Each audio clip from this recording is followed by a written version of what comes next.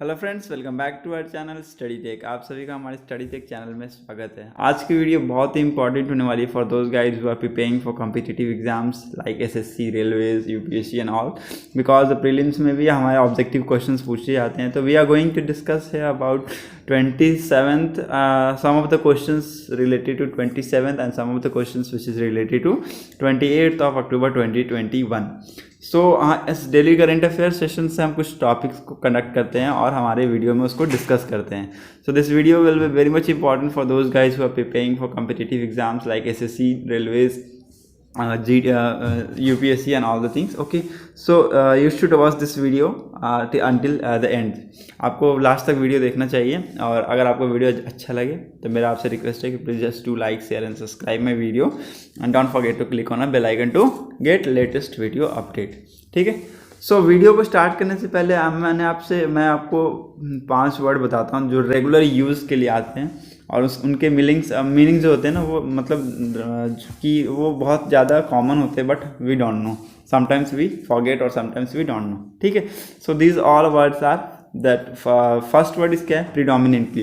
Predominantly क्या हम लोग बोलते हैं? प्रीडोमिनेंटली ज़्यादातर हम लोग बोलते हैं ना, मोस्टली, मेनली, ज़्यादातर। ठीक है, तो उस टाइप के वर्ड के लिए हम अगर बेटर वर्ड हमको यूज़ करना है तो that will B predominantly.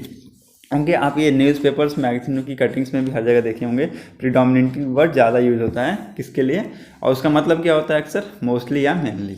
Okay, now second is amicable. Amicable मतलब फ्रेंडली। बोलते हैं कि हम friendly relationship, friendly nature, friendly behaviour. ठीक है, तो उसको हम लोग बोल सकते हैं it's a amicable behaviour, it's a friendly behaviour. नहीं, वहाँ फ्रेंडली बिहेवियर तो एक कॉमन वर्ड हो गया, लेकिन वहाँ पर अगर आप लीजिए it's a amicable behaviour, it's a amicable nature person. ठीक है, so it will be very much glorify your sentence, आपके वर्ड को बहुत ज़्यादा ग्लोरीफाई करेगा। सेकंड क्या है? थर्ड क्या है? अपॉलॉजी। अपॉलॉजी हम लोग बोलते हैं किसी चीज़ का हमें जब अफसोस होता है, कोई भी हम क्राइम करते हैं, after that we will have अफसोस, उसको हम अपॉलॉजी में लेके आते हैं। ठीक है, तो इसका मीनिंग क्या हो जाएगा? A regretful acknowledgement of the offence. ठीक, ऑफ एन ऑफेंस। ठीक है, एक रिग्रेटफुल एक्नॉलेजमेंट। एक्नॉलेजमेंट का मतलब आपको पता होगा, एक्नॉलेजमेंट का मतलब क्या होगा? एक मिनट, या एक्नॉलेजमेंट का मतलब क्या होता है? एक्सेप्ट। ठीक है, तो ये अपॉलॉजी का मतलब क्या हो गया? जब हम कोई ऑफेंस करते हैं उसके रिगार्डिंग हम कोई रिग्रेट एक्सेप्ट करते हैं ऑफेंस के रिगार्डिंग, तो हम उसको अपॉलॉजी वहाँ पर यूज़ करते हैं। Now the fourth word is hinting. Hinting क्या है? To indicate, to suggest, to intimate, सूचना देना, आदेश, इशारा करना किसी चीज़ की तरफ, तो हिंटिंग करना, हिंट करना हम लोग बोलते हैं ना, hint, I am giving you some hint, मैं आपको कुछ हिंट देता हूँ, आप उसके ऊपर बनाइए। ठीक है, तो वहाँ पर हम लोग हिंटिंग का मतलब निकाल सकते हैं इंडिकेट करना। ठीक है, किसी तरफ इशारा करना। इंटीमेट करना, इंटीमेट का मतलब होता है सूचित करना, इसका मतलब है नोटिफाई। ठीक है, सूचना देना। ठीक है, तो these all are words very simple और वेरी कॉमन, और we do regular use this type of words in our day to day life. ठीक है, हम यूज़ करते हैं इस टाइप के वर्ड्स को, so that's why I have come with this words. ठीक है, now moving on to our videos, हम अपने वीडियो कंटिन्यू करते हैं। Our first question is with reference to Jaynagar Kurtha cross border railway link in which country Kurtha located. ठीक है, कुर्ता किस country में लोकेटेड है? Options are as follows, that is A Nepal, B Bhutan, C Bangladesh, D Sri Lanka. These options are in front of you. Just give an answer. Just pause your video and give the answer in comment section. Comment section में अपना answer देने की कोशिश ज़रूर कीजिएगा। ठीक है, video pause करके। ठीक है, I am going to give the answer of this question. Answer will be what? Answer will be A, Nepal. जो कुर्ता है ना, कुर्ता इज लोकेटेड कहाँ पर है? इन नेपाल। इसकी जो एक रेलवे लाइन बनाई जा रही है which is from Jaynagar to kurta.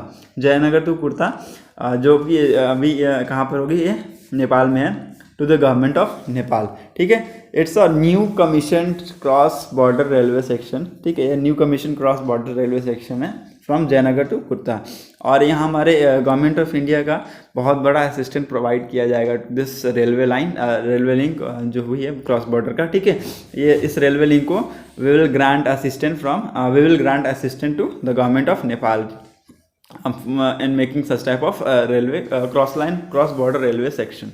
Okay, so we have given this the first phase of this Jayanagar Kurta section is the part of, ठीक है, we have given the 1.77 billions to the assistant of the government of Nepal. हम लोग government of Nepal को, and government of Nepal has started the construction of this railway line. ठीक है, इस railway line की construction start हो गई है with the first phase of 8.77 billion की फर्स्ट फेज से इसकी स्टार्ट हो गई है कंस्ट्रक्शन को। ठीक है, इसका आंसर क्या हो जाएगा, that is a Nepal.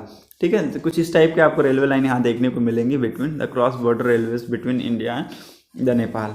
Okay, so it's very important. From where to where है ये, जयनगर टू कुर्ता, जयनगर टू कुर्ता में ये रेलवे लाइन बिछाई जाएगी और ये इसका कंस्ट्रक्शन स्टार्ट हो गया है।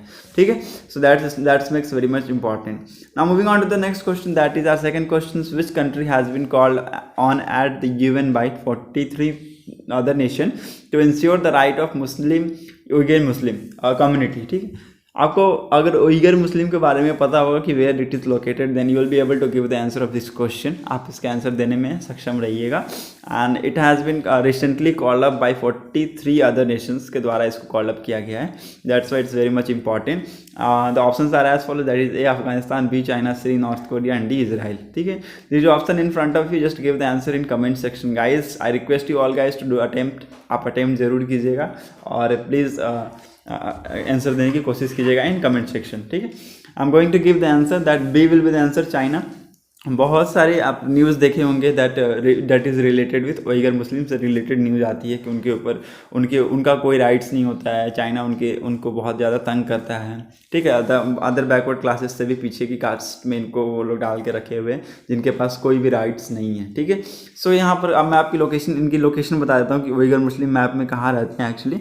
ठीक है, आप ये वाले जो पार्ट देख रहे हैं ना, ये उइगर टाइप का जो है ना, चाइना का वेस्टर्न पार्ट। ठीक है, चाइना का वेस्टर्न पार्ट आप अगर आप देखें तो इस जगह के एरिया में उइगर मुस्लिम का लोकेशन यहाँ पर वो रहते हैं। ठीक है, तो ये आपको जी जिनपिंग जो एरिया है ना, ये जी जिनपिंग वाला एरिया, ठीक है, जिजांग वाला एरिया। ठीक है, और ये उइगर का एरिया, ठीक है, जो मोस्टली नॉर्दर्न वेस्टर्न पार्ट में, सॉरी हाँ, वेस्टर्न पार्ट में ये उइगर मुस्लिम रहते हैं। ठीक है, सो लोकेशन आपको अगर क्लियर हो गया होगा तो ठीक है, मैं कुछ इसके बारे में फैक्ट बताना चाहता हूँ आपको। What is the fact? 43 countries called on China at UN to ensure the right and respect of Muslim Uighur community in Xinjiang. ठीक है, 43 कंट्री यूएन की चाइना को बोली है कि उनको जो उइगर मुस्लिम जो वहाँ पर रह रहे हैं उनको राइट्स दीजिए, उनको रिस्पेक्ट दीजिए, because all of the citizens who are living in the world having the right to live. Okay, उनका राइट है उनको। ठीक है, तो आपको राइट देना पड़ेगा, उनको रिस्पेक्ट देना पड़ेगा। ठीक है, बट चाइना क्या करता है, एक तरह का डोमिनियंस उनके ऊपर डालता है कि हम उनके ऊपर रूल करेंगे इनके। ठीक है, इनके तरह से यहाँ पर कुछ नहीं होने वाला, we will be rule on them. ठीक है, और बहुत सारी वायलेंस देखने को मिलते हैं, जेंडर बेस्ड वायलेंस हो जाता है, सेक्सुअल वायलेंस हो जाता है, सेपरेशन फ्रॉम द चाइल्ड होता है, वो फोर्सफुली ही होता है of course by the Chinese government. ठीक है, तो this all are activity which have seen over there. ठीक है, and this are very intensify. सो इसका आंसर क्या हो जाएगा? Answer will be B China. China को बताया 43 यूएन नेशन के द्वारा कॉल अप किया गया for ensuring the rights of Uyghur Muslim community. Okay, now moving on to the next question, that is our third question, which city placed host to the first ever national inter-religious conference held in India? ठीक है, question is very easy question, बहुत easy है ये, इतना कोई tough question नहीं है। कौन सी सिटी है जो होस्ट की है first ever national inter religious conference को, जो इंडिया में हुई थी? ठीक है, आंसर इज क्वेश्चन क्या है, ऑप्शंस क्या है? That A will be Mumbai, B Pune, C Nagpur and D Varanasi. These option in front of you, just go and give the answer in comment section.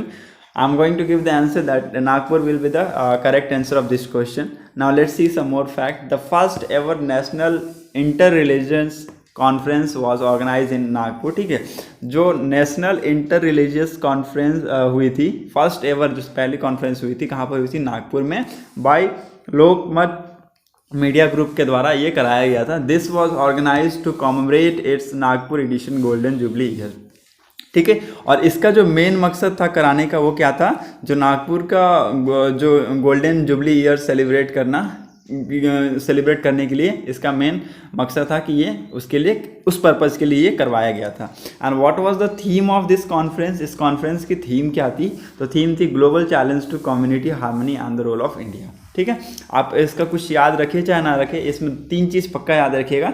That which basis पे कराया गया था, that Nagpur की addition थी गोल्डन जुबली ईयर, तो उसको commemorate करने के लिए, उसको सेलिब्रेट करने के लिए कराया गया था। किसके द्वारा? लोकमत मीडिया ग्रुप के द्वारा। कहाँ पर? नागपुर में, ठीक है। And the last question, what is the theme of this conference? इस कॉन्फ्रेंस की थीम क्या थी? That will be global challenges to communal harmony. Communal harmony पे जो ग्लोबल चैलेंज है उसकी, and the role of India, ठीक है। And what will the role of India on this communal harmony, ठीक है, harmony. So this theme will be very much important for all of you guys, ठीक है। So I just request you all guys to note down in your notes में आप इसको note down करके लिख लीजिए, that will be very much important, that will be helpful. The answer will be C, Nagpur. Now moving on to the next question, that is our fourth question. Which is the first airline to launch direct flight from Srinagar to Sharjah? ठीक है, कौन सी ऐसी first airline बन गई जो अपनी first direct flight launch की है श्रीनगर टू शारजाह के लिए, ठीक है। Options are as follow, that is A IndiGo, B Go First, C Air India and D Vistara, ठीक है। This option in front of you, just go and give the answer in comment section guys. I request you all to do attempt जरूर कीजिए, ठीक है। I am going to give the answer that B will be the answer, Go First. Go First, इसके बारे में कुछ fact देखते हैं। Go First become the first airline to launch the direct flight from Srinagar to Sharjah. Go First पहला airline बन गया जो अपनी डायरेक्ट फ्लाइट को लॉन्च कर रहा है फ्रॉम श्रीनगर टू शारजाह, ठीक है। And union home minister Amit Shah flag off the first international flight, उन्होंने अमित शाह ने इनको फ्लैग ऑफ किया है। It was a flight of from Srinagar to Sharjah, ठीक है। So it was this was the first, so that's why it is expected to enhance the economic bond between India and UAE, ठीक है। India और UAE के बीच में जो economic bond है ना, उसको एनहांस करने की बात चली जा रही है इसके अंदर। And Go First will operate 4 flight every week between India and Sharjah, between Srinagar and Sharjah, ठीक है। और जो गो फर्स्ट जो फ्लाइट है वो क्या करेगी, हर वीक में 4 फ्लाइट अपने भेजेगी, कहाँ से? श्रीनगर से शारजाह के लिए, ठीक है। तो this will help to enhance the economic bond between India and UAE, ठीक है। The answer will be B, Go First. Now moving on to the next question, that is our 5th question. Which global bloc has entered into an agreement cross-border data use and digital trade? ठीक है, it's also very easy but quite confusing question. ठीक है, the option is G20, second option G7, third option ASEAN, and fourth option BRICS. ठीक है, the option in front of you, just go and give the answer in comment section. I'm going to give the answer that B will be the answer of this question, that is G7. G7 इसका answer होगा. Now let's see some more fact. Group of 7 wealthy nation agreed on collective set of principle to govern cross-border data use and digital trades. Okay. Group of 7 nation के जो members हैं उन्होंने agree किया कि we will set some principle, हम कुछ principle set करेंगे to govern the cross border data use and trade link के लिए हम कुछ प्रिंसिपल्स को, कुछ कलेक्टिव सेट्स ऑफ प्रिंसिपल के साथ हम आएंगे. ठीक है, and we will be there to govern the cross-border data and digital trade. The deal is expected to bridge and the highly regulated data protections rules used in European countries and more open method in US. Some of the methods which were used by them, कुछ methods उनके द्वारा use किए जाएंगे, वो इसे implement किए जाएंगे. ठीक है, तो इसका आंसर क्या हो जाएगा? B will be the answer of this question, that is G7. G7 के द्वारा ये किया जाएगा. ठीक है, now moving on to the next question, that is our 6th question. फियोमो किसादा who was recently in the news, it was the next prime minister of which country? ठीक है, फियोमो किसीदा. ठीक है, अब ये किसी कंट्री के एक प्राइम मिनिस्टर बने जिन्होंने रिप्लेस किया है करंट प्राइम मिनिस्टर को. वो किस कंट्री से हैं? That is option is A Japan, B north Korea, C Thailand, D Vietnam. This option in front of you, just go and give the answer. अगर आप न्यूज़ देख रहे हैं, करंट अफेयर को फॉलो कर रहे हैं कुछ दिन से और मेरे वीडियोस को भी देख रहे हैं, तो आपको इसका आंसर ऑफकोर्स पता होगा. ठीक है, मैं इसका आंसर बताने वाला, दैट इज़ जापान. ये जो फियोमो किसादा है ना, ये जापान के एक्स प्राइम मिनिस्टर को रिलीव करने वाले हैं, उनको रिप्लेस करेंगे. दैट इज़ योशिहिदे सुगा को ये रिप्लेस करने वाले हैं. Okay, so just remember this question, it's very much important. And he has won the ruling liberal democratic party leadership vote on Wednesday में इन्होंने जो रूलिंग डेमोक्रेटिक पार्टी का जो लीडरशिप वोट है ना, इन्होंने वो जीत लिया है. And he will be replace PM Suga, Yoshihide Suga को रिप्लेस करेंगे, वो 64 year old after the approval rating, ठीक है, जो पास हो गई है from the office of government, okay, of Nepal Japan, okay. And Japan is facing, Japan अभी स्टैंडिंग इकोनॉमिक डैमेज फेस कर रहा है by the corona virus pandemic की वजह से वो अभी स्टैगनेंट इकोनॉमिक डैमेज फेस कर रहा है, ठीक है। So that's why this question also makes very much important कि अभी जापान के प्राइम मिनिस्टर चेंज होने वाले हैं, दैट इज़ फियोमो किशिदा, ठीक है। और इससे हम देखेंगे कि what will be the impact of the changing of prime minister of Japan, India पे क्या इम्पैक्ट पड़ने वाला है, ठीक है। We will be going to see by कुछ महीनों में हमें पता चल जाएगा इसके बारे में, ठीक है। Now moving on to the next question, that is our 7th question. Lucy mission which was seen in the news recently is associated with which space agency. आपको लूसी मिशन के बारे में सुना होगा आपने कहीं से, ठीक है, या फिर न्यूज़ में देखा होगा, ठीक है। तो लूसी मिशन किस स्पेस एजेंसी से एसोसिएट करता है? That option is A ISRO, B NASA, C Blue Origin and D SpaceX. जो option in front of you guys, just go and give the answer. अब मैं इसके आंसर आपको बता दूं, that B will be the answer of this question, NASA, ठीक है, NASA will be the answer, okay. So NASA ने एक लूसी मिशन भेजा है to study the Jupiter Trojan asteroids को स्टडी करने के लिए इन्होंने क्या किया है, एक लूसी मिशन को भेजा है, एक टाइप का वो रॉबोट है, ठीक है। He will be capture the activities of Trojan asteroid, उसकी पढ़ाई करेगा, ठीक है, उसको पढ़ेगा, ठीक है। एंड वो उसकी पढ़ाई करके कब लौटेगा? 2033 में उसकी पढ़ाई करके लौटेगा, ठीक है। और this is very much important कि इतने साल के बाद कोई हमारे तरफ से जा रहा है, नासा उनको भेजा है to study the Trojan asteroid की स्टडी करने के लिए, ठीक है। This is set to provides a new insight in the solar system information 4.5 billion years ago, and the probe is named Lucy after ancient fossil that provide insight in the evolution of human species, okay. It is set to be launch on 16 October, ये 16 अक्टूबर को launch किया गया from cap Canaveral space force station in Florida के Cape Canaveral space force station से ये launch किया गया है, ठीक है। And it will have a 12-year journey to the 8 different asteroid, ठीक है।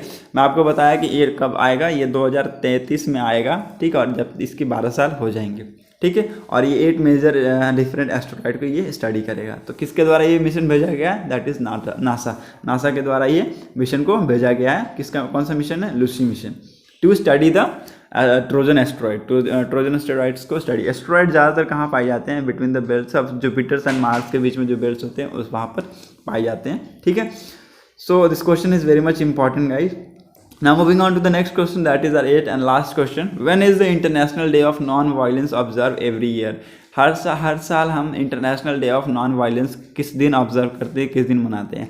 ए अक्टूबर फर्स्ट क्या, October 1, B October 2, October 3, October 4 and D October 5, okay. So just answer दीजिए कमेंट्स सेक्शन में कि कौन सा आपका इसमें आंसर होगा, ठीक है। I am going to give the answer, B will be the answer. अक्टूबर 2 को हम सेलिब्रेट करते हैं हम international day of non violence, as a Gandhi ji के जन्मदिन पे हम लोग मनाते हैं, फादर ऑफ नेशन जिसको बोला जाता है, गांधी, महात्मा गांधी जी को, उनके दिन ही हम सेलिब्रेट करते हैं international day of non violence हर साल 2 अक्टूबर को। UN General Assembly in resolution adopted in 2007 में यूएन जीएमए इसको एक्सेप्ट किया गया and establish the day as a occasion to spread the message of non violence through education and public awareness, ठीक है।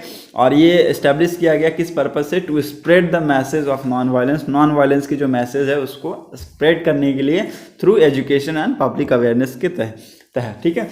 And in 2004 Iranian Nobel laureates Shirin Ebadi propose the idea of commemorations, ठीक है। उन्होंने ideas of commemoration को लेकर यहाँ पर आया। सो that's makes it very much important guys कि महात्मा गांधी के हम एनिवर्सरी पे ही हम इस international day of non violence को मनाते हैं, ठीक है, to spread the awareness of non violence की अवेयरनेस को स्प्रेड करने के लिए, ठीक है। और थ्रू एजुकेशन के तहत इसको स्प्रेड किया जाएगा, ठीक है। So this all questions are very much important for you all guys, just do attempt, ठीक है। अगर और हमारी वीडियो में आज के लिए बस इतना ही। अगर आपको हमारा वीडियो अच्छा लगा तो please like, share and subscribe जरूर कीजिएगा। Thank you for watching my video, thank you and have a nice day, tata, bye bye.